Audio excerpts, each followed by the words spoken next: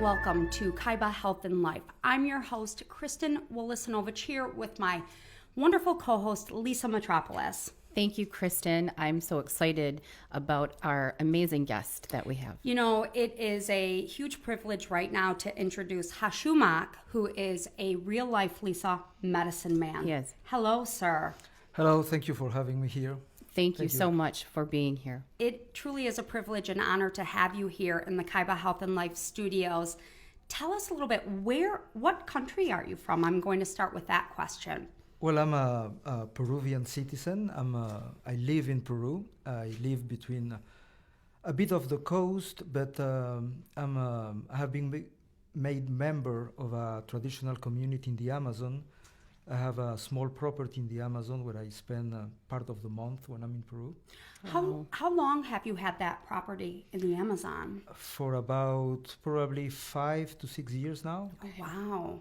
And you are a member. That is your passion. A member of the Native people. Yes, after spending there several years and doing things with the people, not only for the people, but with the people, because everything is very communal. Right. They have recognized me as one person who has the same dreams and shares the same interests as them. And I have got what is for me a privilege to be invited to become, What an honor. I can speak on the council. Yeah. Mm-hmm. That doesn't happen. That's not an invitation that's extended to just anyone, or even a lot of people that do work with the native Amazonians. You have made a very special place there, and they've welcomed you into their lifestyle. Yeah, it's definitely not something that you can buy in modern standards. They work under different rules, and they observe you. They don't speak too much about certain things, but everything is how you feel with them and they feel with you. Right. They have an instinct, an awareness that you were there, and they reached out to you. How long have you been a member of that? About 3 years already. 3 years. Wow. Well, I have been visiting and traveling in the area even time before having the property. Yeah. I fell in love. It's a real corner of paradise for myself. Yeah. And I'm so committed to preserving, to keep on enjoying it. And whatever the problems of the community are also my problems. Right. Right. And everybody brings in whatever your talents are. So some people might be good weavers, or some good fishermen, and I have my medicine, and at the same time, because I have a foot also on the more modern Western world, I help them the way I can with the things that I know of this world. Well, some of their land is in jeopardy. It is. Sadly, when I arrived there, everything was pristine and clear. Wow. I even checked some of the Google Earth images to see how the area was, and we have on the back of the village has a shore on the Amazon, and on the back of it, there's this huge extent of untouched forest. The animals still have their own circuits, and they walk, they appear several times of the year on the shore, then they go back. Everybody knows these cycles of nature. But then suddenly, about 4 years ago, I checked again the Google Maps, and I saw this huge piece of land cut in the back forest. It really looks like a disease, It really looks like a tumor. It turns out that there is this cacao company, and there's a lot of information about this. If you check online, You can find it. deforestation around Tamchiyacu, which is a town in close to Iquitos in Peru. Okay.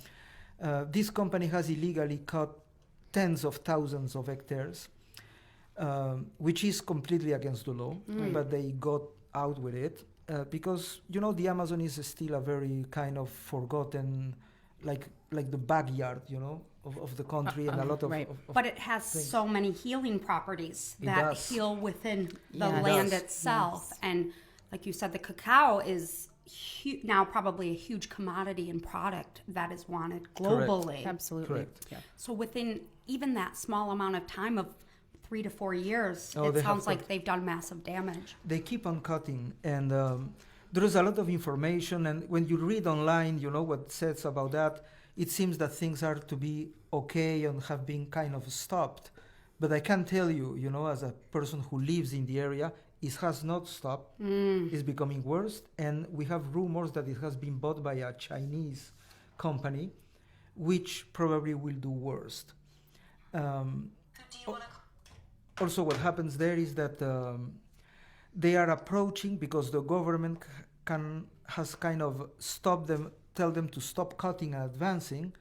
They have engineered some form of land grabbing by offering the locals some form of loans Oh, wow. to work Wow. with their land. Okay. So they become producers of cacao. The company is the only Right. buyer in the area. They fix the price they want. Right. Right. And once these people accept those credits that are not even money, these credits are Is it trade or exchange? yeah, A they are barter system like that. the seeds and the products, and of course they're going to industrialize fertilizing, Right. herbicides and things like that. Bad stuff. They Bad. get this package, and then they have to pay back as a kind of a banking loan with the production. Wow. So they have to work and then pay the money back. And, and They what don't this- realize No, that. no, they don't realize that actually it's a stealing mechanism, because if one day they cannot pay, then the company executes the mortgage and takes their land. Right. Right. And if not, they have to cut their trees, cut their forests to put more cacao to keep up with the payments, and at the end, themselves and their offspring, their children, will become permanent slaves, always catching Wow. up with the loans. Oh wow. It's extremely sad. It's a sad cycle. And is there a way to get out of it? Yeah, well, I'm not sure how much the government can make to stop what they have already cut and bring it back. That is tricky. But right now, my task, and it's a personal, really strong Sure. crusade, is Sure. to stop them from advancing and getting close. And I have like a private reserve in the land that I have, Okay. which is not too big. I have about probably close to 40 acres. Okay. But I have been offered, there's a couple of old people who own big pieces of land, and they are very angry with the company. Sure. And they are like, they really want to move away, they are kind of advanced age. And this crusade to try to acquire as much land as I have in order to do two things. To make like a border to avoid the company to keep on advancing. Okay. And the other thing is to make a corridor into the back forest, so the animals could still go to the back forest and back to the shore of the Amazon and not be cut by this kind of line of huge, massive industrial agriculture. So this is disrupting the entire ecosystem. Yeah. Completely. Yes. And I can give you an example. There's a type of jungle hog. There's two types in the Amazon. One is called the peccary, the most known, Okay. that has like a white line. And the other one is called the wangana. It's kind of a medium-sized hog. It's a huge source of protein of meat because the people there are hunters. It's almost no currency. Right. And these animals were coming every year, approaching the shores in herds of 60 or 70 individuals. And now, in the last 2 years, they have not shown up anymore, because probably Wow. the company has cut their access of their ancient, Wow. ways. And for That the is people, sad. it's a source of protein. They feed their children with this meat. That is sad. It's survival, sustainability. Exactly. Are you working with organizations? Well, right now. This is kind of a very fast move that I have to do.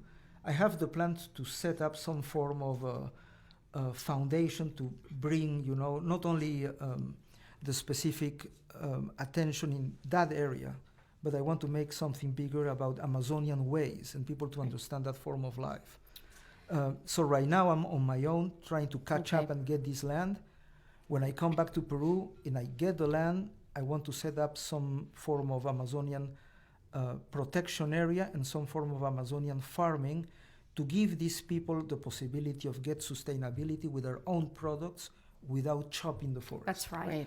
Right. And people can watch your current videos right now online. And they should. Yes, Yes. you need to check this out because what they're doing, they're moving at rapid speed. That's why Yes. you have to move at rapid speed, and we want to help you in any way.